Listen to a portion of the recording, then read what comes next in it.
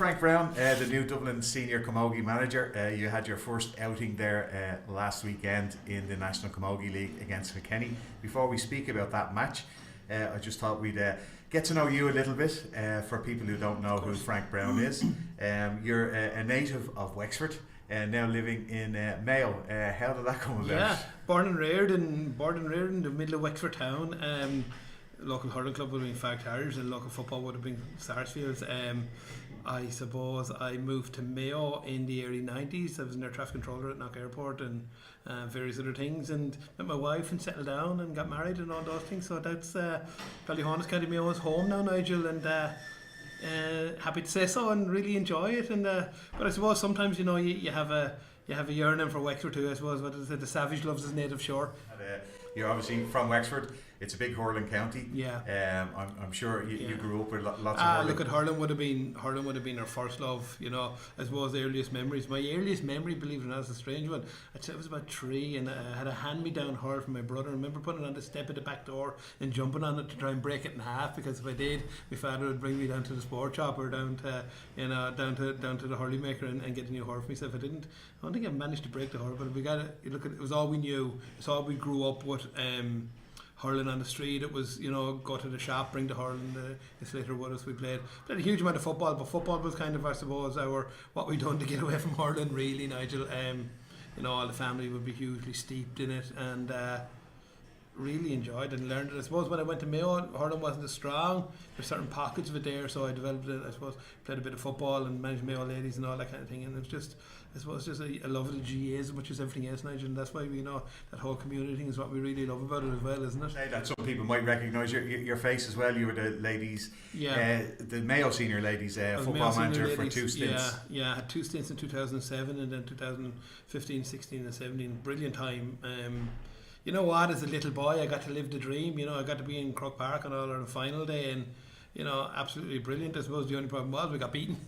But look, it's all part of the experience, it's all part of the journey. But I suppose one of the things I'm really enjoying about Dublin Camogie, and in some ways I'm kind of gone back to my roots and gone back to hurling and gone back to the small ball game, and I have to say I kind of find it easier in some ways, because I suppose what I knew about ladies football and Gaelic football I was learning. I had to learn about it, but it's very kind of instinctive and very natural for me for hurling. So hopefully I'm kind of part of that enthusiasm. A lot of people say one of the key things to look for in their coach or their manager's enthusiasm. So hopefully we're bringing that energy and we're bringing that passion to the girls, and they're certainly responding. Absolutely brilliant bunch of people to work with and really enjoying it. As well, there might have been a few eyebrows raised when Frank Browne's name has been thrown around as a Camogie manager, because they would only have maybe associate you with ladies football. Yeah. But you were with the Mayo senior hurlers, the Roscommon senior hurlers, and also Longford. And with Longford, you won Division 3B and also won the Lorimar Cup. Lorimar, but as I would say, hurling would have been as funny, because I remember the night that I met the interview panel, and one of the questions I was asked is, how are you going to react when you walk into the Dublin Camogie and say, well, look, you're a football man coming into a Camogie dressing room? And I said, well, look, in 2007 I walked into a Mayo ladies thing, and the first thing Cora said was, well, you're a hurling man, what do you know about ladies football? So I suppose it swings and roundabouts, but it's also a learning thing. And the other key too, I suppose, that I've tried to do with Dublin Camogie, we've Mark Cooney there as a coach, we've John O'Connell, tried to surround ourselves with really, to say the key to success is surround yourself with successful people. Philly's looking after the strength and conditioning, he's probably, a pocket full of All-Ireland medals. But that drive and that success, and it's a brilliant tool for me to have in my armoury. He's done it. He's done it on the biggest day with 82,300 people in Croke Park. It's brilliant to be able to ring him up, and for the girls, what do we really need to do to help ourselves get over the line here? And so it's a brilliant asset. It's a brilliant tool to have as well.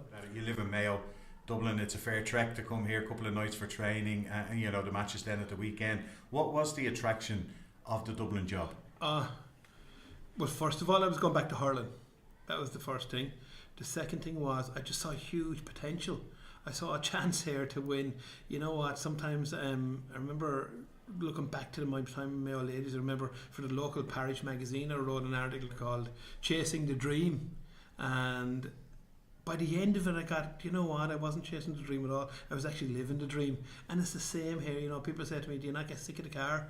Like, it'll take me, please God, it won't snow tonight, but it'll take 2.5 hours. But, an hour and a half of that is taken up. But players have to be rang. We're communicating with people. by the time you get to 45 minutes from home, you simply want to listen to the radio for a little while and just relax. So the driving doesn't bother me. It's just, but you're chasing that elusive, I see the hunger and I see the passion. I see the Jenny Byrne and Brendan Cooper when he was against, the passion, the love they have for the game, and simply just kind of feeding into that and feeding off of that and really enjoying it, Nigel. You had your first outing there, your first competitive outing there last Saturday. Look, didn't get the result. Give us your summary of the game. There was plenty of things, I think, in the first half, particularly, to be very, very optimistic about. I think I think with 45 minutes gone in the game, with 15 minutes to go, it was 9 points to 6, and it was the game on. Yeah, there was negatives. Yeah, we didn't score in the second half, but my God, for the first half, we brought every fight to Kilkenny that we could, and all we could ask, the girls were honest in their endeavour, and then we've a chance. We've always a chance when you've a group of people who are honest and they're willing to put their body on the line. You've always a fighting chance, and I just saw so much of that. We learned so much about ourselves. We learned a little bit about Kilkenny, because I think on 11th of May we play them in the National Championship, so we've plenty of notes taken and we kind of know where we're at. And you know what? We're going to go out and we're going to try and win. It always amazes me. Why do you play? What are you playing for in the league? We're going to try and win the thing, and we're on a huge learning curve. We're learning as much. We learn every night in training. We have a very simple phrase that we use at training all the time, that if we train hard, we'll win easy, and that's what we try and focus on.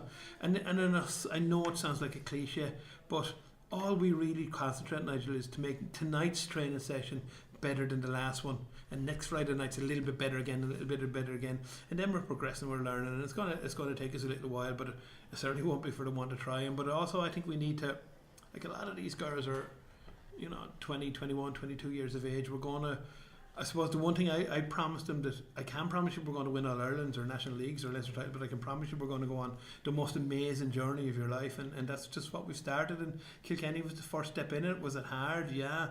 Was it hard to talk to for 24 hours? It was, of course, because I hate losing. We all hate losing, that's why we're in it. But you know what, we went away, we thought about it, we had a review meeting with the players, we've had a review meeting with our management, and we're kind of learning as we go on, because if you keep doing what you've always done, you get the results you've always got. So if we do what we've done against Kilkenny, against Offaly next week, we're going to lose again. So we need to learn and move on, and that was the whole process. We're still going to hate that word process, because primarily Camogie or hurling is a game of skill, speed and intuition. But also we need a process of how we learn from it, so that we can be more skillful, that we can be faster, we do have better intuition. So that's the process we're stuck in at the moment, Nigel. The first half performance, particularly, I think it probably even caught Kilkenny on the hop a little bit. I don't think so. They were quite expecting the intensity and the ferocity of the tackling and the hunting in packs, and they just didn't get any breathing space. Yeah. It's something they're not quite used to. Absolutely, and then maybe maybe we ran out of legs. Maybe we had to invest so much energy into the first 45-50 minutes to get ourselves to that level. Maybe we ran out of legs, but we're not even out of January yet, so we've plenty of time to work on those things. Maybe that's a little bit of learning for us, but that to me sums up attitude and heart. And once we've had attitude and heart, we have many rooks were winning, and all our stats and those were really good. But really, that's a measure. Attitude is a very difficult thing to measure, but this is a real measurement of attitude and what our attitude was. And our attitude was really good, and we were disappointed after losing, which is a really positive thing. That sometimes maybe teams would come in after being beaten by Kilkenny, and sure, it was Kilkenny, they've been in 5 All Irelands, of all these kind of things, but we weren't. We were disappointed, and that's a really positive thing to take into it too, Nigel.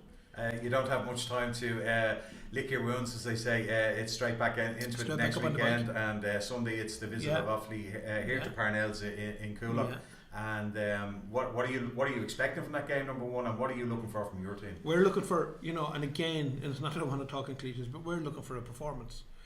Somebody said to me in an earlier interview that I'd done, what teams are you worried about in the championship? I said, I'm really, really worried about one team, and that's Dublin, because that's the only team we have control over.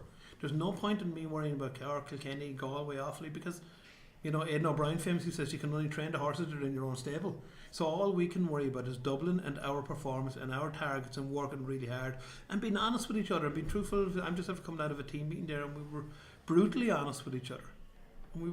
And it was sounded harsh, and for probably people looking in think, geez, these people hate each other, but actually we don't. We love each other. That's why we're so honest with each other. So what am I looking for on Sunday?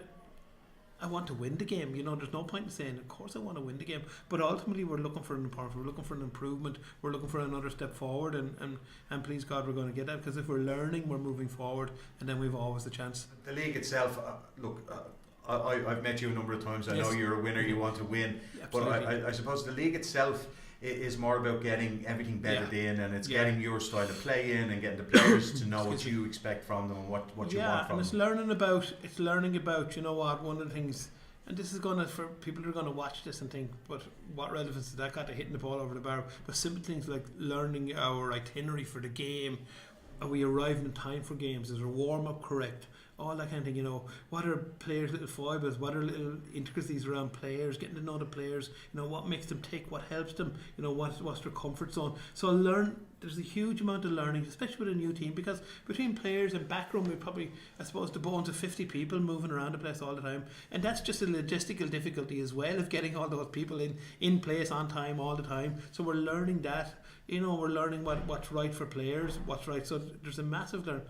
And also we need to learn where our deficiencies are, you know, where we need to improve on. Do we need to work on our striking? Do we need to work on our game management and all those kind of things? And that's just part of it, and that's really, but that's, for a coach and a manager, that's the really enjoyable thing. They're the little things that kind of, you know, that we're almost obsessive about. But you have to be, because, you know what, Nigel, we ask the players to do really hard things. We ask players to get out of the bed at 6 o'clock in the morning and spin over to Finglas and go into BU7 into Philly and work their you-know-what's off. So it's incumbent as us as a management team and yourselves as we are to support them players, to create the environment. My role as a manager is very straightforward, is to create the environment for the players to excel. It's that simple. And if that environment is not right, I have failed in my job. It's not really about results at all. You know, and that's how the results will come to them. You were mentioned there the little things, getting all the little things right, and I suppose it does come down to that at the end of the day. The successful teams are the ones that get all of those little pieces right, and it's probably that, you know, 1 or 2% that people always talk about that actually gets you over the line. Yeah, and you know, it's funny, I was just thinking about the Kilkenny game there, and like Kilkenny are at the very peak of their game. You know, they're probably, if we think there's 100 steps to win in All Ireland, they're probably a step 95 at this stage of the game. They've proved it over their track record, but that last 5 steps is incredible. You know, if we're being realistic, in Dublin we're probably at about step 60, and the step to get from 60 to 80 will happen fairly quickly. Then the last few steps, because we're really looking for inches. Then we're looking for the you know, the 1%. Where can we find another 1%? Where can we not find another 1%? You know, and year on year that gets more difficult. Your players get a year older, some of them, so you're losing it. So it's that balancing act. So you're always looking for, I wouldn't say it's an edge, but you're always looking for where can we get better? Where can we get the bus to be more efficient? Simple things, you know. Can we do something on our pre-match meals? You know, maybe if we arrive 5 minutes earlier as a group, all those little, and they're the things, as I said, that for coaches and managers, because that's the only thing you have control over. You can't go across the white line and enjoy the battle anymore. So they're the things, I suppose, that we get our kicks from. Well, it's a lot of work ahead of you. It's a brilliant journey. It continues next Sunday, and very best of luck against Thank you very much, and Nigel. thanks for taking the time out to speak to us. Anytime.